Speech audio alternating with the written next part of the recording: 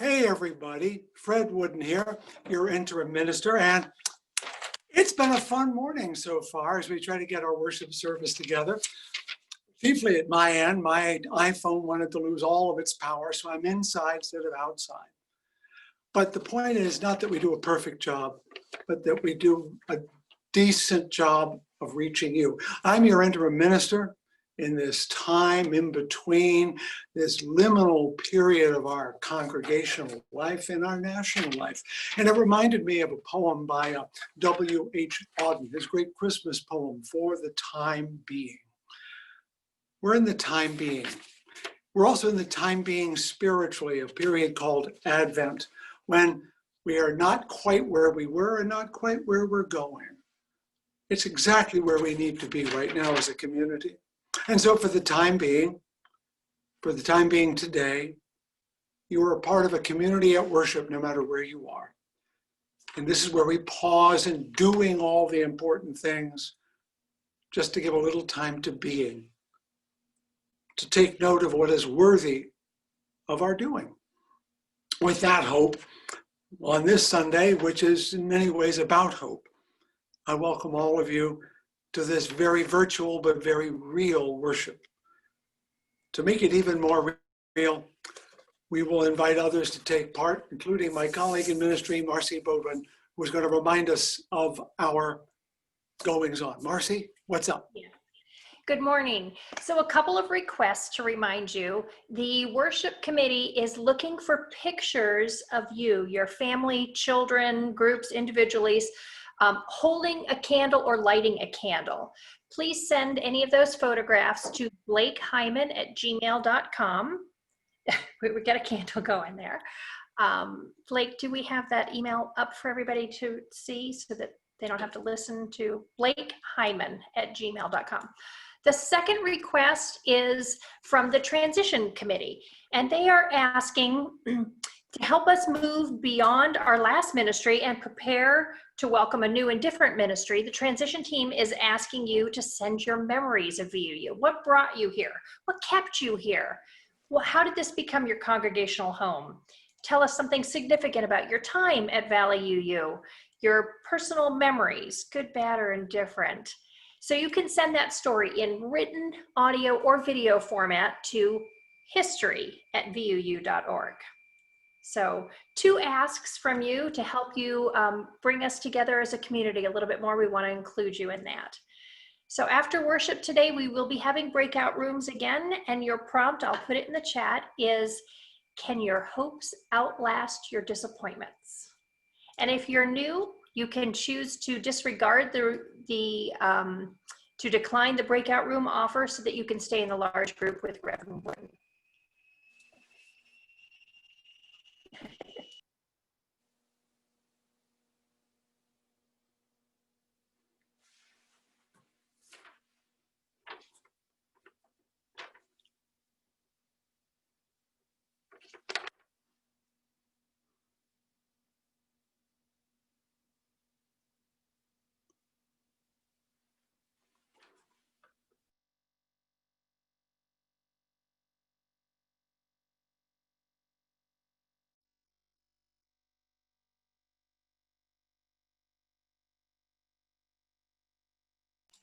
Barbara, you're muted.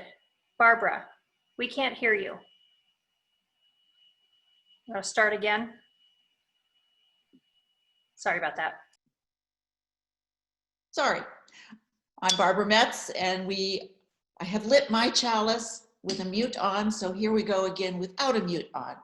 We kindle this flame, symbol of our faith, for the light of truth, the warmth of community, and the fire of love, which calls us to work for justice. Again, good morning, everyone, and thank you for deciding to share this coming hour with us. We are so honored by the hospitality that you offer in sharing this time with VUU. I'm Barbara Metz, and this morning it is my privilege to serve as your worship associate. If you are new to us, I sincerely hope that you will reach out to either our office or our interim minister, Reverend Fred Wooden, The contact information is all on our website, and someday we look forward to meeting you in person. But until then, we embrace this technology which helps us to stay connected. This is the third Sunday of Advent, when traditionally a rose-colored candle is lit, representing the angels announcing to the shepherds in the field, good news of great joy to all people. So I thought I would share some of my great joy around this holiday that we celebrate. Some of us as Christians, some of us non-Christians, but nonetheless, who all still choose to celebrate Christmas. My childhood memories around Christmas are predominantly of joy, family, rituals, food, and perhaps most importantly, a peaceful, calm, laced with youthful excitement. It was not a religious holiday, but rather a message of being together in peace. My parents didn't buy into the big splashes, glitz and glamour, and I'm sure that that contributed greatly to the calm of the holidays. There was no last-minute shopping or decorating, and there never seemed to be a last-minute crunch. Not quite sure how my parents pulled it off with 4 girls in the house, but they did. Mom must have carefully planned out what she really cared about and started with a realistic schedule. My mom made the traditional Christmas cookies, or at least traditional for us, springerly to honor my father's European heritage, gingerbread and sugar cookies for us to decorate, the proverbial fruitcake up in the attic, and always candied grapefruit peel curing in the back pantry. We strung cranberries for the tree that we had picked out with my dad. And when the berries no longer adorned the tree, we put them out for the birds. My grandmother always sent us an Advent calendar, each window with a picture. And my sisters and I took turns opening these little windows, all huddled around the calendar, anxiously waiting to see what picture was inside. All year long, the candle stubs were saved in an empty Quaker Oats box, which then served as the mold for making a Christmas candle. We melted the different colors so we could make a layered candle, sort of telling a candle story of the past year. Christmas morning rolled out, more or less the same each year, and I can still remember what was in my hand-knit stocking with my name at the top. That a couple of tangerines, mixed nuts in the shells, fancy shaped little marzipans, some Swiss chocolate, and one small personal gift. These we were allowed to open when we first got up, giving my parents a bit of time in the kitchen to get breakfast ready. And then it was time for presents. The passing out and unwrapping of gifts, always one at a time, trying on clothing, seeing how a game was played, all before the next package was handed out. We were never let down. It was a good day. And I think because of that, Christmas has never brought me much stress, but rather a sense that my world is okay. As an adult, I tried to hold on to some of that homespun Christmas, trying to create a similar environment for my children. Still taking the entire day to unwrap gifts and trying them on a bit before moving to the next one. It was great fun. Games, books, Tonka trucks that quickly went outside to the construction sites and were put into use. It was a bit more difficult to maintain calm in my marriage to John, the extrovert, for whom Christmas was made complete by a trip into New York City, preferably about the 2nd or 23rd of Christmas. The 24th was also kind of okay, when it was really crazy.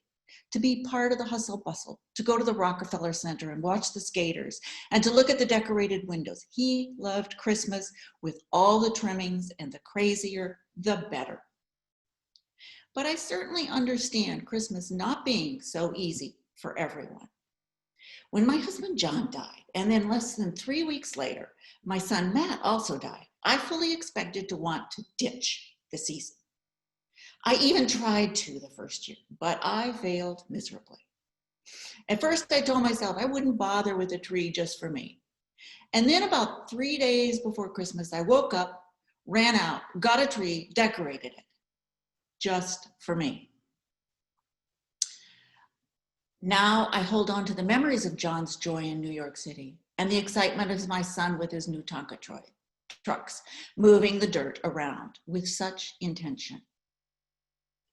I'm not trying to paint a Pollyannish picture. I know this sense of security, this assuredness that things will be joyous, safe, secure, doesn't hold true for everyone. Last year, as our first Christmas together drew near, I noticed my partner, Mark, getting a bit edgy. He finally shared with me, because of his difficult childhood experiences, that Christmas was a time of uncertainty and unrest for him. Our experiences were in great contrast to each other. My sense of certainty was his sense of uncertainty. All that my childhood had offered me was a stark contrast to his, with no predictability as to how the holiday would go, or that there would even be a Christmas. This year is much more calm. But whether you're like me and don't have trouble with the holidays, or dread this time of year, or something in between, my wish for all is that as we begin this third week of Advent, of joy, whether or not we celebrate Christmas as a religious holiday, I wish that you too can find peace and gratitude in this season. Whatever your traditions or lack thereof, may you find that which feeds your spirit and feeds your soul. And now we move into our opening hymn. This morning It Came Upon a Midnight Clear, which comes from a 19th century poem and Christmas carol written by Edmund Sears, the pastor of the Unitarian Church in Wayland, Massachusetts back then. We get to enjoy this carol sung, played, and put together by members of our own congregation. And I can't resist this opportunity to take the time to give special thanks to the folks who have stepped up to make this and most of the remaining Christmas Zoom music that we have possible. Singers, pianists, bell ringers, organizers, producers, and everyone who has helped these musical endeavors be possible. It's a lot of work, but it adds so much to our services. Thank you all who have contributed. And now, enjoy our hymn, It Came Upon a Midnight Clear.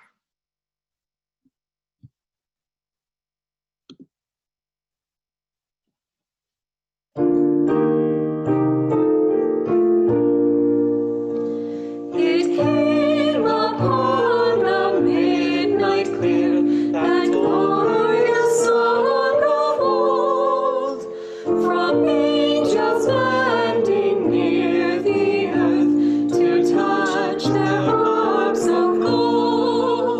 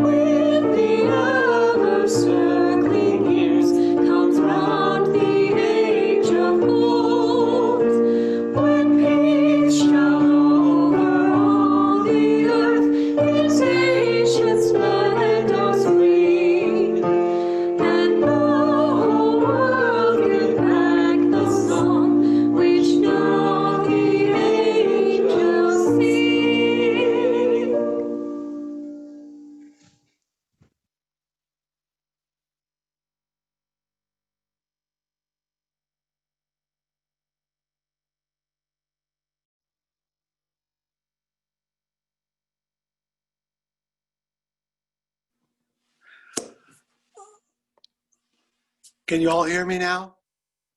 Can you all hear me? Great.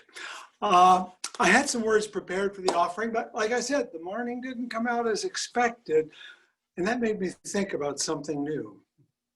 Last night, well, let me start back in Michigan, which we left about 6 days ago, and we had to pack up everything.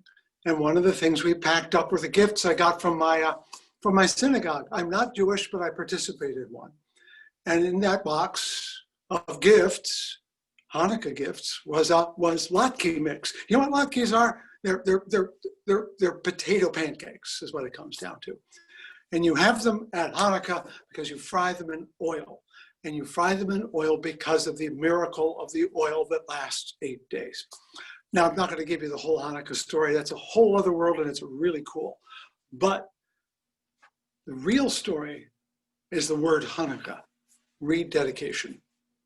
After something has been taken away from you that was sacred and is given back, you have to rededicate it.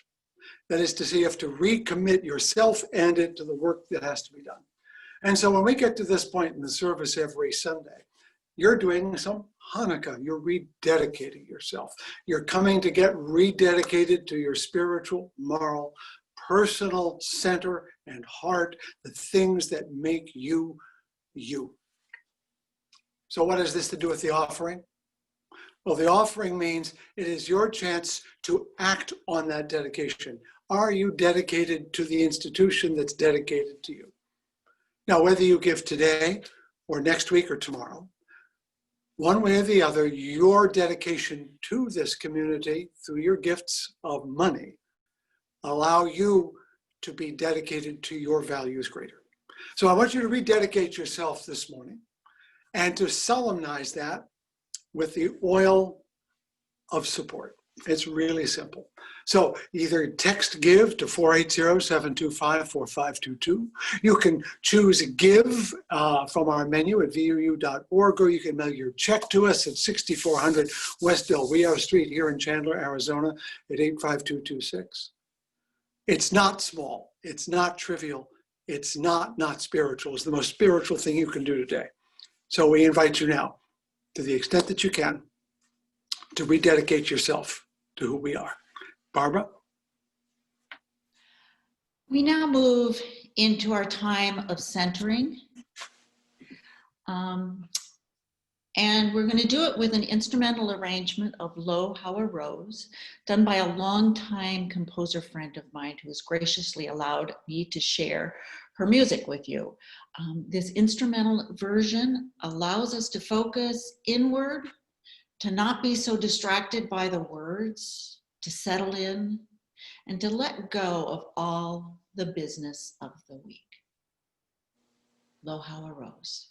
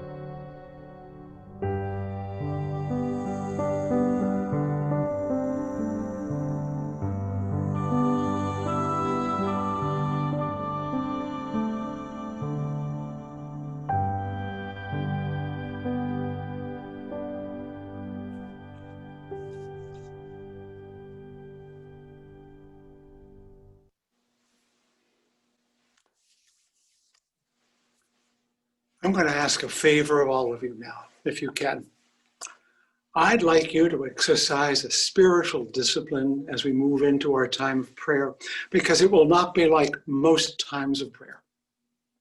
The first thing I want you to do is listen to something without commenting. So no chat, okay? No chat.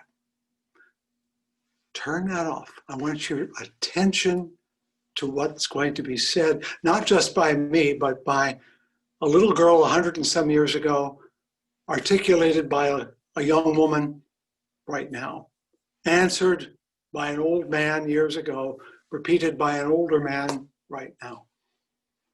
I want you to pay attention, because our prayer today starts with a letter written to the New York Sun many years ago. Blake, could you share that with us, please?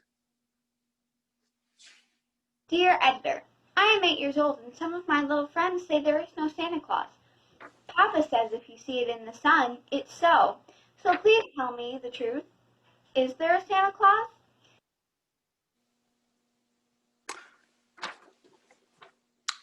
And the editor replied, in September, I should point out, Virginia, your little friends are wrong. They have been affected by the skepticism of a skeptical age. They do not believe except they see. They think that nothing can be which is not comprehensible by their little minds. All minds, Virginia, whether they be men's or children's, are little. In this great universe of ours, we are but an insect, an ant in our intellect, as compared with the boundless world about us, as measured by the intelligence capable of grasping the whole of truth and knowledge. Yes, Virginia, there is a Santa Claus. He exists as certainly as love and generosity and devotion exist, and you know they abound and give to your life its highest beauty and joy. Alas, how dreary would be the world if there were no Santa Claus. It would be as dreary as if there were no Virginias. There would be no childlike faith then, no poetry, no romance to make tolerable this existence. We should have no enjoyment except in sense and sight. The eternal light with which childhood fills the world would be extinguished. Not believe in Santa Claus? You might as well not believe in fairies. You might get your papa to hire men to watch in all the chimneys on Christmas Eve to catch Santa Claus. But even if they did not see Santa Claus coming down, what would that prove? Nobody sees Santa Claus, but that is no sign that there is no Santa Claus. The most real things in the world are those that neither children nor adults can see. Did you ever see fairies dancing on the lawn? Of course not, but that's no proof they aren't there. Nobody can conceive or imagine all the wonders that are unseen and unseeable in the world. You may tear apart the baby's rattle and see what makes the noise inside, but there is a veil covering the unseen world which not the strongest man, nor even the united strength of all the strongest men that ever lived could tear apart. Only faith, fancy, poetry, love, romance can push aside that curtain and picture the supernal beauty and glory beyond. Is it all real? Ah, Virginia, in all the world there is nothing else real or abiding. No Santa Claus? Thank God he lives, and he lives forever.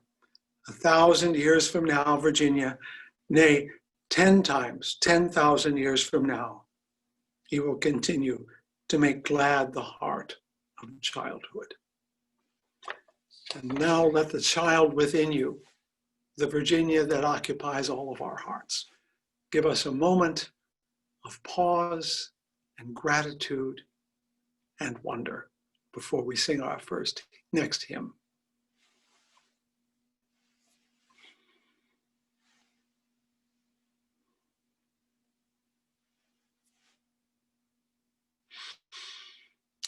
Thank you. Barbara.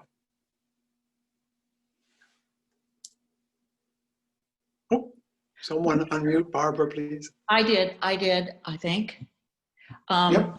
We were going to just go into People Look East, but now that I'm talking, I will introduce it in that we have been using this hymn last week, and we are using it this week and next week, because this is the hymn that Fred took the titles of his sermon from. So we get to enjoy this through our new VUU ensemble. Blake?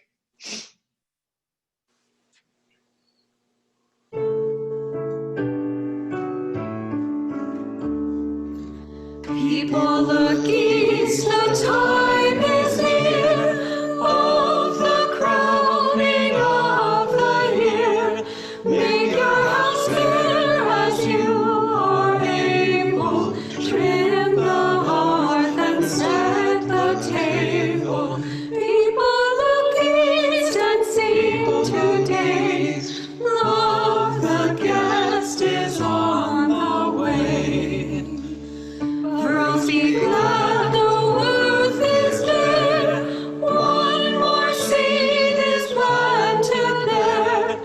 Give up your strength, the seed to nourish, that in course the flower may flourish. People look east and sing today. Love, the rose is on the way. Stars keep the watch when night is dim. One more light the bowl shall brim, shining beyond the frosty weather, bright as sun and moon together. People look east and sing today. Love, the star is on the way. So, back in my home in Michigan, I have a tiny yard, very much on purpose. I'm not fond of mowing. But over time, the yard has become more and more important to me and very satisfying. A corner where the summer sun continually scorched the butterfly bushes has now become a rock garden with a robust euonymus and dianthus that can survive the summer heat. Along the decaying fence on the other side, I have persuaded some rudbeckia to complement the hosta, and I look forward to adding some hooded loosestrife next year. But my greatest pleasure is the area opposite the rock garden, where I have gathered an assortment of ferns and grasses and hosta, and also artemisia and snake root and lavender, along with some hens and chicks and some flat stones and some cocoa mulch to create a complement to the rock garden on the other side. It's taken years. Now, you might gather from this that I'm some sort of gardening expert. Not even close. I was the one who planted those bushes that were blistered by the sun. Let's just say that I have learned from experience, much as a mother cat swats a kitten to teach it how to get out of harm's way. Lessons learned from nature, which takes all the time in the world, but will never let you move on until you've learned. Over time, I've learned that nature always wins. And the best that I could expect, even in my little yard, is a brief negotiated truce until I move on. Advent is the season of anticipation. And the hymn we just heard, written by Eleanor Fargian, is an Advent hymn. And it creates three great metaphors about how and what we expect. Love the guest, love the rose, and love the star. Last week, I kind of riffed on the image of love, the guest, hospitality, welcoming the unanticipated. This week, that text evokes a whole different set of images. Plants, roses, seeds, furrows. Furrows, be glad though earth is bare. One more seed is planted there. Give up your strength, the seed to nourish. That in course the flower may flourish. People look east and sing today, love the rose is on the way. Did you notice how she blends life and death, the bare furrows of winter that have one last seed for the coming spring? Christmas and Easter both do that, you know. They address life and death, light and dark. Now, a lot of folks would say that shows the triumph of life over death and light over dark, but they're wrong, absolutely wrong. As the hymn implies, winter is the womb of spring. Death is the mother of life. They are interconnected, not opposed. And even a bad gardener can learn that if they do it long enough. So when I went back for Thanksgiving, I knew I had a couple of days only to clean up the garden one last time before leaving it for the winter. So I had to cut back the dead hosta leaves and the old daylilies and the peonies. And I had to uproot the spent marigolds and the spent chives. That would clean up the garden, but I made sure to put all those leaves in the compost bin because the compost reminds me that what I put in at the top comes out at the bottom, so that the leaves of 2020 will eventually come out as dirt that I put in there 3 years ago as leaves. The elements of life and death are exactly the same. They're just put to a different purpose. At most, I'm a small worker in a planetary cycle that grows and fruits and falls and decays. And I remember each time I go outside, I am just like those plants, and in due time, what comprises me will become the earth and will nourish future life. That fact becomes vivid when you're out of doors, at the smallest scale and at the largest. Long ago, our eldest son, when he was about 4, we had a gerbil. And the gerbil, well, it died, what can I say? And my wife, being a brilliant teacher, wanted our child to learn about death in this simple way. And so we pointed out that it looked like it was sleeping, but it wasn't, didn't wake up. And he had a nodding look on his face, like, I'm not sure I know what's going on. And so we had to show him, well, what we do is we pick up what used to be the gerbil, and we carry it outside. We dig a hole in the ground, and we put it in the hole, and we cover it up with dirt. That's what you do. But because it was mid-March, and we lived in New England, we also planted peas the very same day. We wanted him to see the complementary quality. You put the body in the ground, but you put the seeds in the ground too. Nice image. And we went in, and a few days later, we went out to water the peas. And we watered the peas, Aaron and I. But then he said, Dad, shouldn't we water Fifi too? And I'd never realized that the act of burying a dead body and planting a seed are essentially the same act.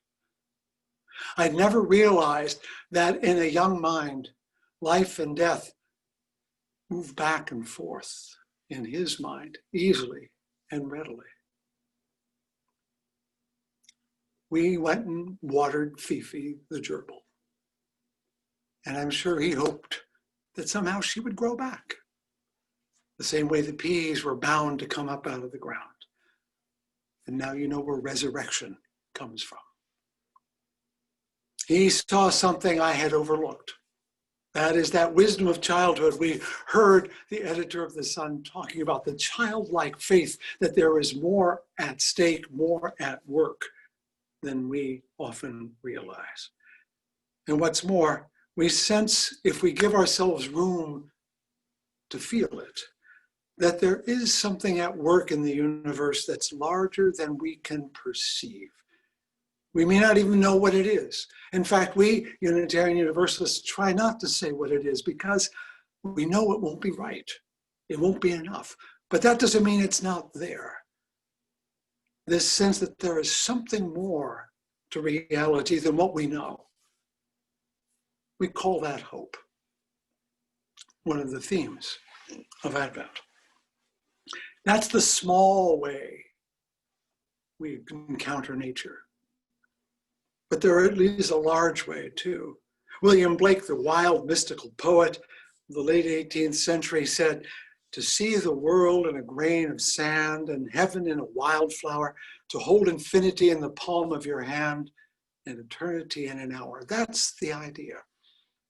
That's what nature does to us at both the tiniest and the greatest scales. In the smallest piece, like the dried up pea or the dead gerbil, we see a mystery that we don't often perceive. But it happens also at the most immense scales as well. One of the things I enjoy about coming down here is that we got in our car and spent 4 days. And you get used to how big America is when you go 400 or 500 miles a day. And only gradually do you notice how the land itself changes. It felt very familiar, Midwestern, for a very long time. And then we come into Missouri and the hills became more pronounced and the limestone layers became more evident. And then we moved slowly into Oklahoma and suddenly the land begins to flatten out and the grass becomes different and the trees move to a different kind of presence. And then west of Oklahoma City, the trees almost vanish and the grass takes over the land and the sky comes down very low and surrounds you like an immense bowl. And then the reddish mesas of New Mexico begin to appear on the horizon.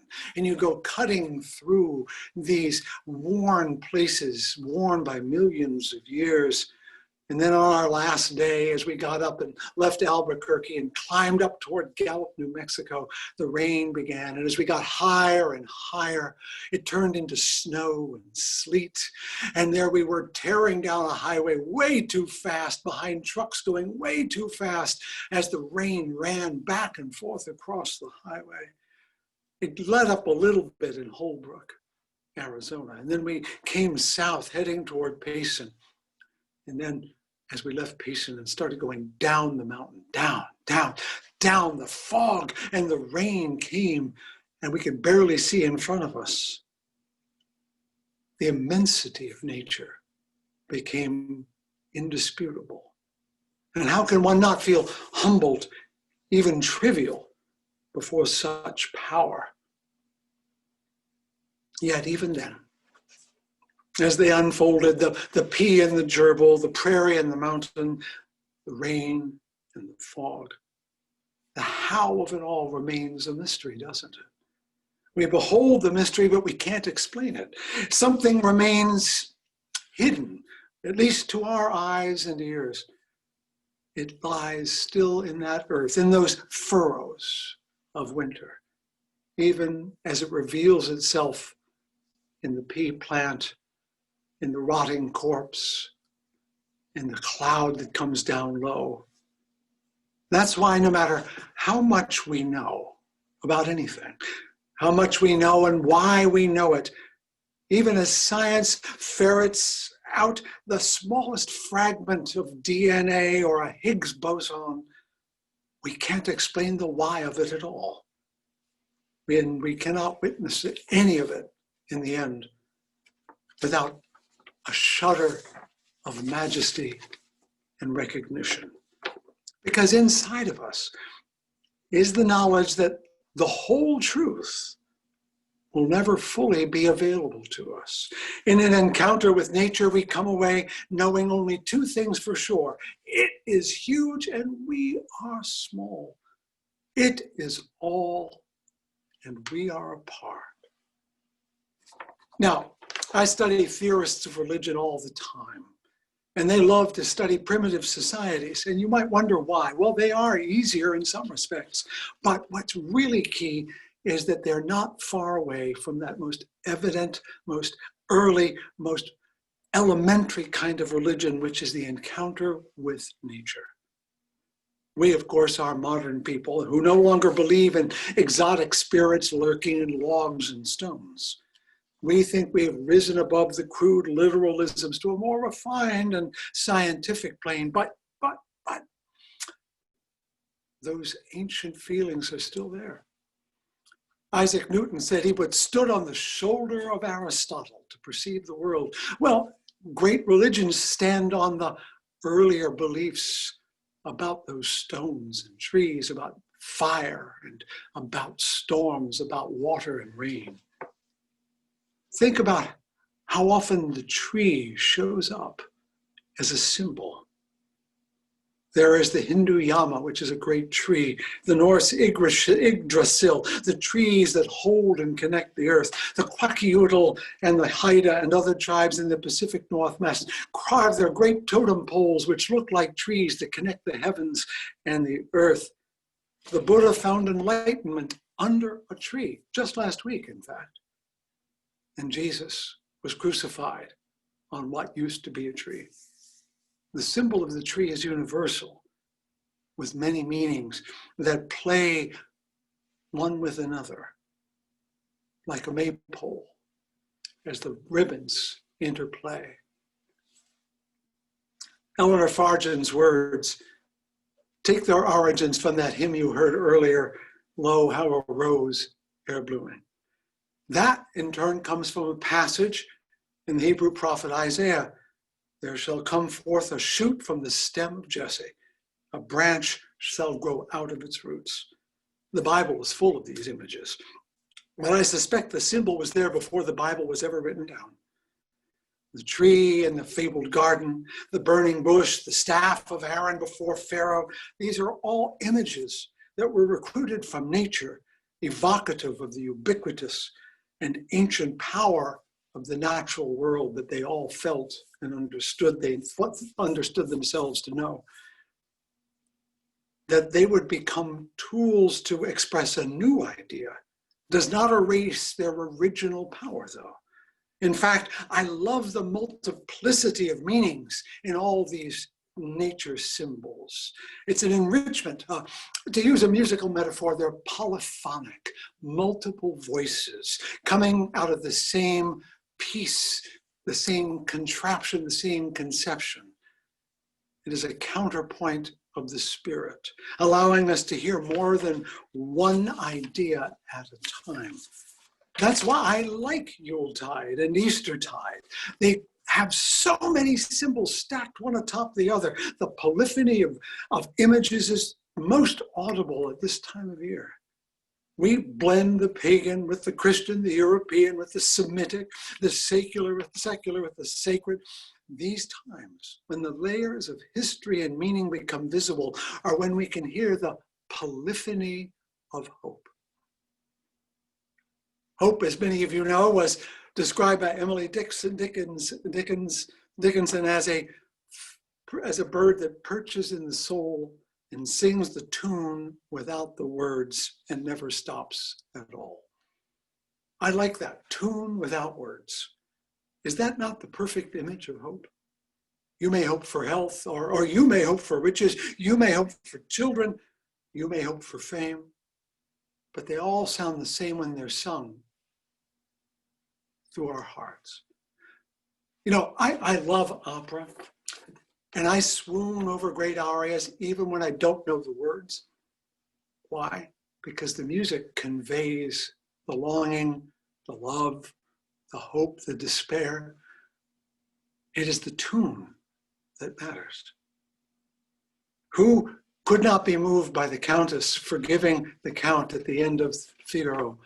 It's a moment of absolute redemption. Or whose heart would not break to hear Cho-Cho-san confess her sadness in Butterfly? Forgive me, I've wandered very far from the furrows of the garden and the rose that waits to bloom, but I do this every Sunday. I go off on a walk and we don't know where I'm going to land. But again, what has this to do with you, with this community and these peculiar times? Well, two things I know about you as I've come to know you more and more. One is that you prize the place where you meet. It is the center of the circle that encompasses you. But we've had to learn in this pandemic time, you can't actually be here together, and that hurts. But what you've learned is that that place is as potent in your mind as it is in your body. This place is spiritual earth, not just physical earth. Your blessed plot, your emerald isle in the silver sea of uncertainty. Knowing it is there, even if you're not there, knowing it is there is a compass point of hope for all of you. As the garden in the corner over there nourishes plants, this sere little piece of land nourishes your sense of belonging to something more than just the day-to-day. It has a sacred value to you. The rose that is in you needs the furrows of this place. But it's hard because those furrows are far away. Hope is hard when the thing you hope for is far away. So there's a longing, and it's honest and heartfelt. That brings me to the other thing I know about you. You like to sing. I talked about music a few moments ago. I'm going to bring the two of them together now. The committee that interviewed me emphasized, we love to sing. Now, this is unusual for Unitarian Universalist congregations. We're usually pretty bad at singing. In fact, there are places you go where you stand up and half the community will sing and the other half will just stand there, looking grim and resisting. This is sometimes explained humorously as we're Unitarian Universalists, so we always read ahead to see if we agree with the words. But what I said a moment ago, if it's true, says that the hope is in the tune, not the words. That what animates us can be sung to any number of words. Then what you need to sustain yourselves until we come back together in person is to keep on singing, if only in the shower. Keep on singing the tune. Whistle it if that's all you can do. That's why I think your Christmas carol, the one that belongs to you as a community, is that one, Lo, how a rose e'er blooming. It combines the song with the plant and nature. And the rose itself is one of these polyphonic symbols because it means romance, it means womanhood, but it also means war and hope and danger and blood. It means many things. It means the rosary, a prayer Catholics dearly love. It means the War of the Roses. That flower can be so many things, and yet it is still in the end just a rose. Love the rose tells us that the season is rich with meaning because it is rich with meanings. It evokes so much: nobility, romance, beauty, pain, heartache, loss. It asks us to see everything face to face, to grasp the unity of creation in a grain of sand, or a dead gerbil, or a dried up pea, or a menacing virus, even a debased politics. We must see the hope in all of them, because the all is where hope lives. We must see the light coming through the cracks of doubt and fear, just as the tendrils of the pea push through the earth itself, looking for the sun and part the darkness. Love the rose means all of that, all in one, one in all. Hope says you cannot pick and choose from life. You must take all of it, each and every bit of it. To have the beauty, you have to bleed when you touch the thorn. And the only way to endure this life of beauty and pain is to keep on hoping, to keep singing, even when you don't know the words. Love the rose is on the way. We should sing so loud that it gets here a little extra early. Amen to all of you. May it be a blessed week. Be kind to one another in every way, and let the rose become part of your life. Amen. Barbara, would you like to introduce our final hymn? Yes. A little bit feeling like, well, we should be singing Lo, how a rose e'er blooming, but we're not. Our closing hymn is O Little Town of Bethlehem. It's a hymn which describes the setting of Christ's birth and the wondrous gifts that would be his life, teachings, and sacrifice. O Little Town of Bethlehem. Like?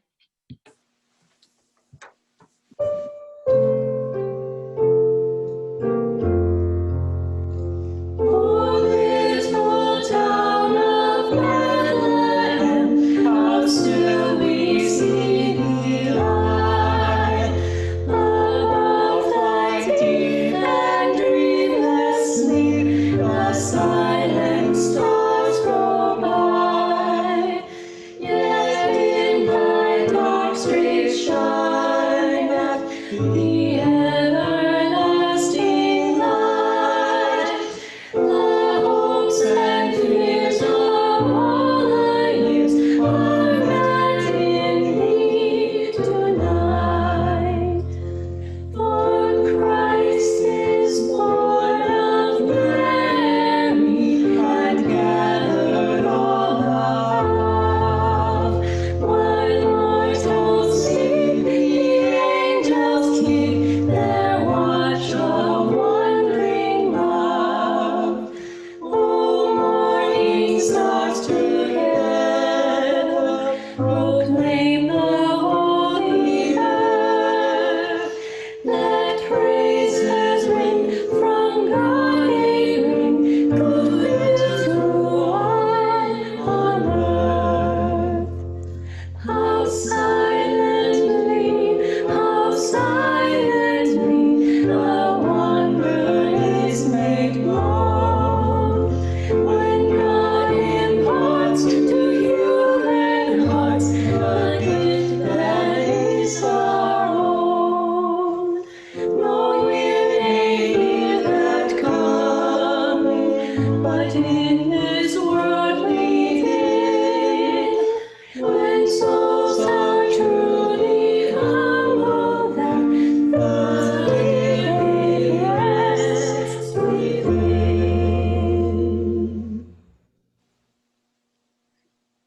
Thank you, Noelle, Jill, Linda,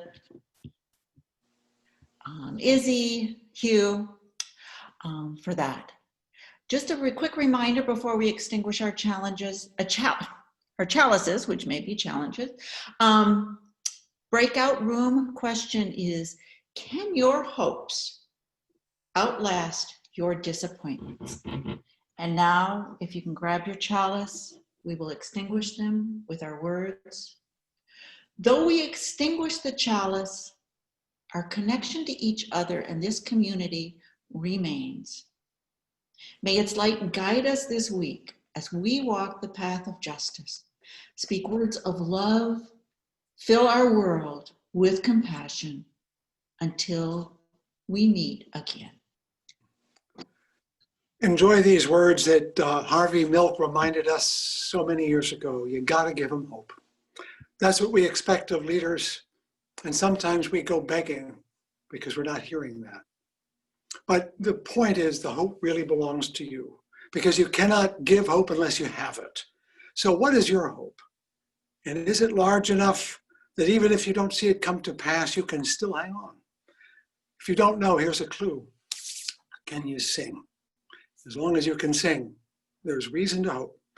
And so keep on singing until I see you next week. Be well, and do stick around. There's lots to talk about. Bye-bye.